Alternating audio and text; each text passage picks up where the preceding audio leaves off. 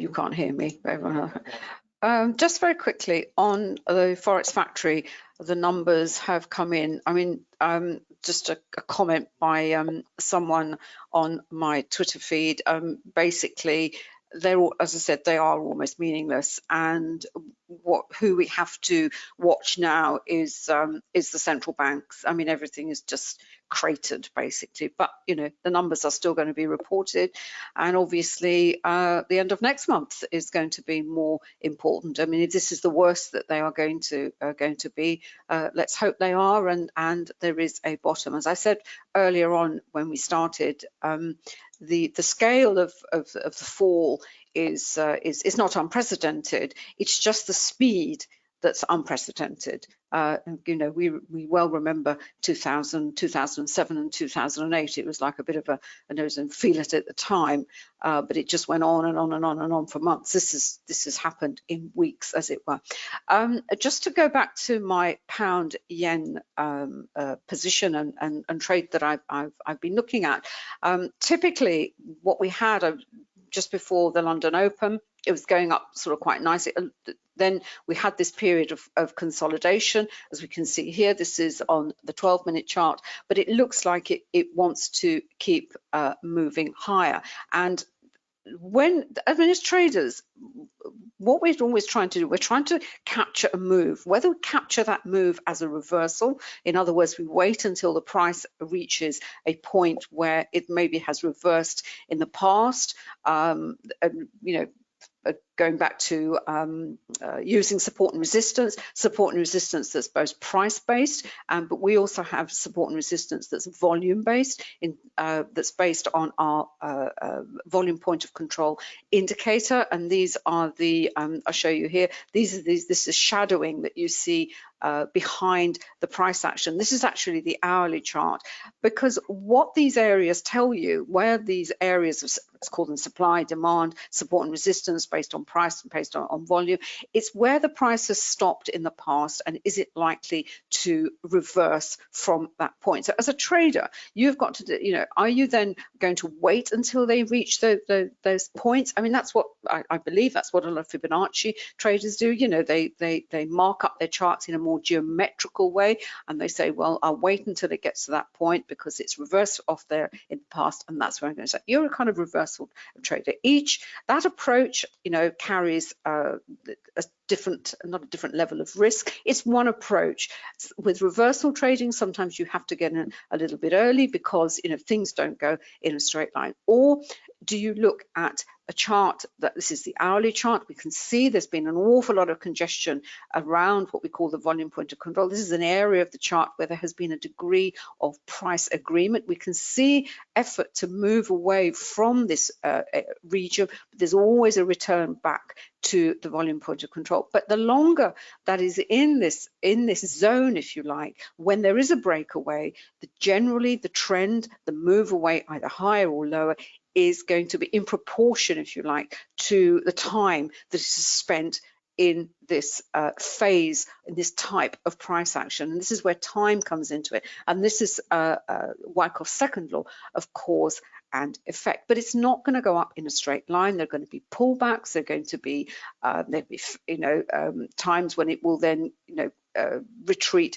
back into some sort of congestion on the slower time frames. But generally speaking, assuming this is supported by good volume, you know, it will creep higher. And creep is the word really to describe when markets are moving higher. You know, we have been spoiled in trading terms by the sheer amount of price action, the range of as I said, extraordinary ranges. Are we going to see them again?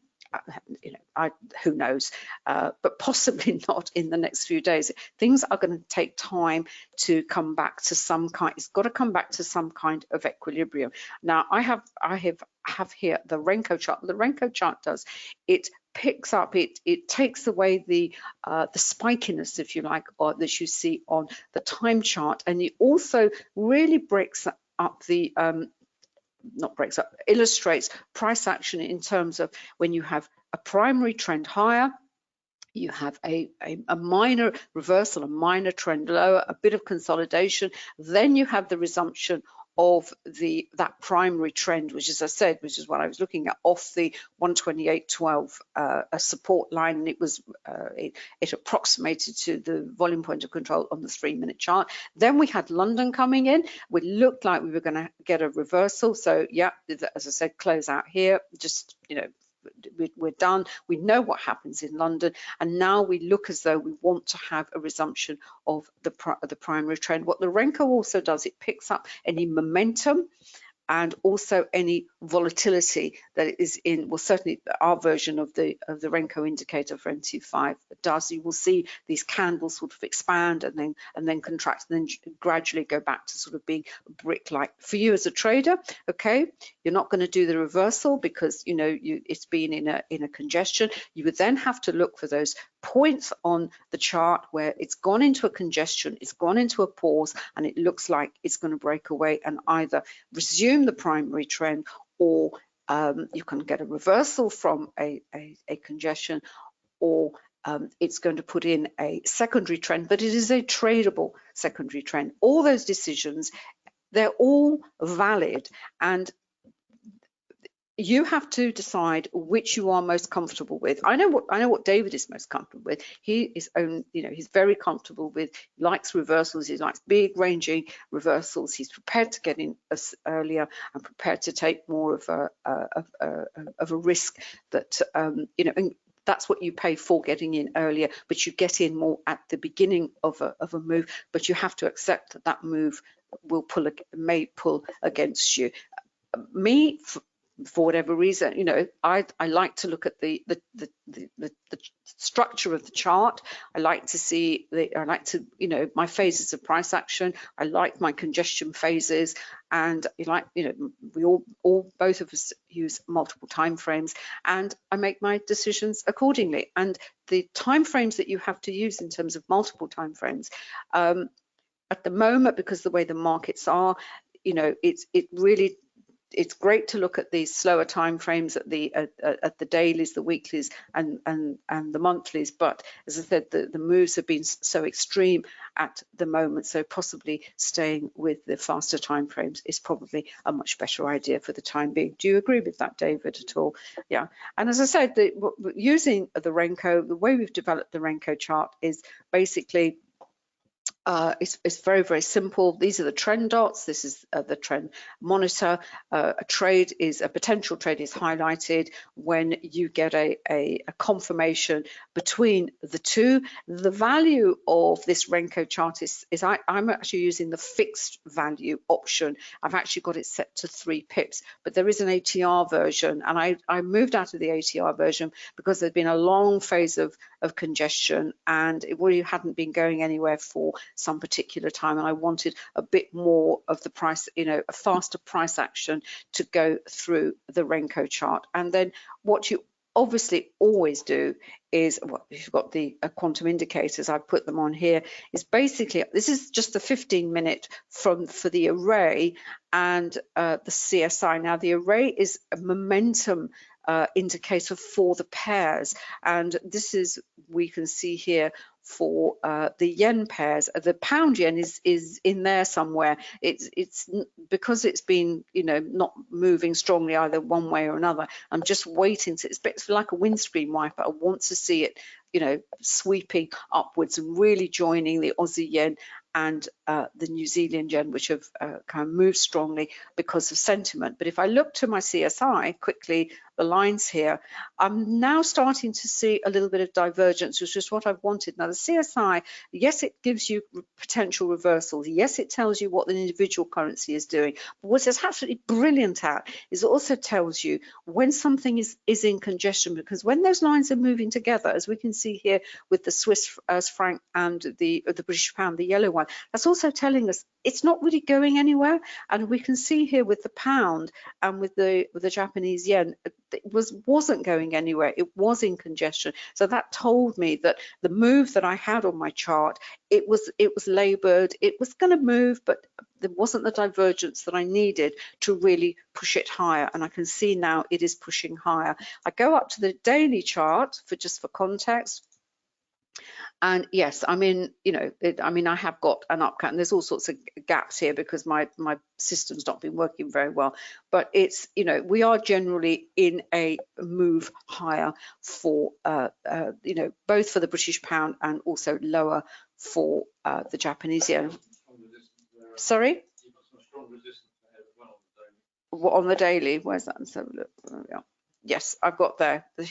Oh, sorry, that was my next question. David has preempted me. Is where do we think this price is heading next? And here we've got some quite strong price-based resistance at 129.30. Where am I here? Let's have a look. 129.36, yeah, 120, coming up to it now. The lines, the way we've designed this indicator, this is just on, this is for MT4, MT5. When you get a solid line, it generally means that it does mean that the resistance is stronger than if you had just a hatch line. But support and resistance, those supply and demand zones, volume-based resistance and support, they give us, if you like, price objectives for what we are trading at the moment. And you know, just that's what we have to do. But if you look at how this price action is playing out, given, you know, compared to what we've seen in the last you know, few weeks, it seems very, very slow, but it is much more typical and you know, much less stressful for traders.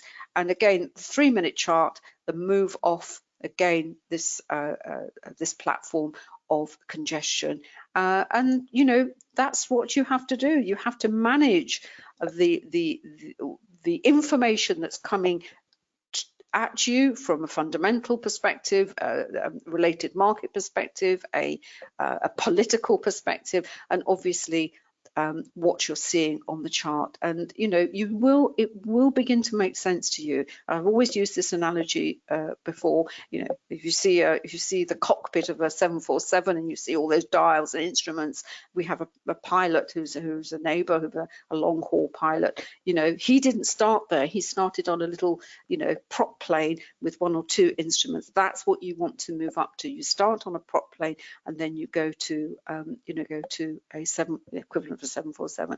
And with regard to market conditions, you know, what you have to be aware of, my other analogy is of a car. You learn to drive a car, you know, you learn to drive a car in all weathers and in all conditions. And but you've got to be able to recognize those conditions. You know, when you get in a car, you know whether it's pouring with rain and you know, and the conditions are dangerous. And you know when it's sunny. When you're looking at a chart, if you're new, sometimes you look at things happening and you can't tell. Well, the tells are there. You just have to recognize and know where they are, and you know, whether something's in momentum, whether something's moving, whether, you know, and why it's moving the way it is. Right, is there anything you want to add to that, or is that it, David? So I'll just wait to see. That's going up, that is still going down. Is that going to reverse the yen? Possibly, but things can stay, as I said, overextended.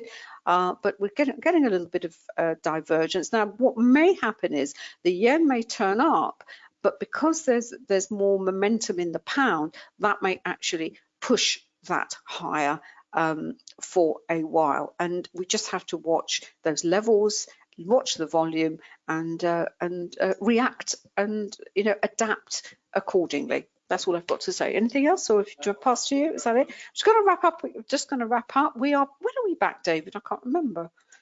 When are we back? We're back tomorrow. Yeah. Oh, what, lunchtime-ish? Oh, we're back tomorrow evening. This is great. Yes, we're going to look at the American markets and the futures.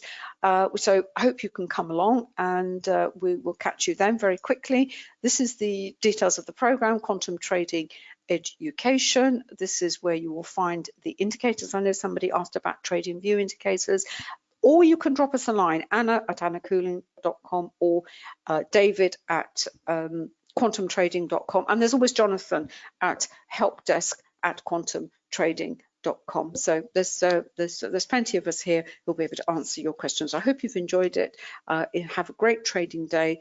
And if we don't catch you tomorrow, we are back here on Thursday. Yeah. We're back on Thursday morning. Great. Lovely to have you all back again. And as I said, have a lovely day. Take care.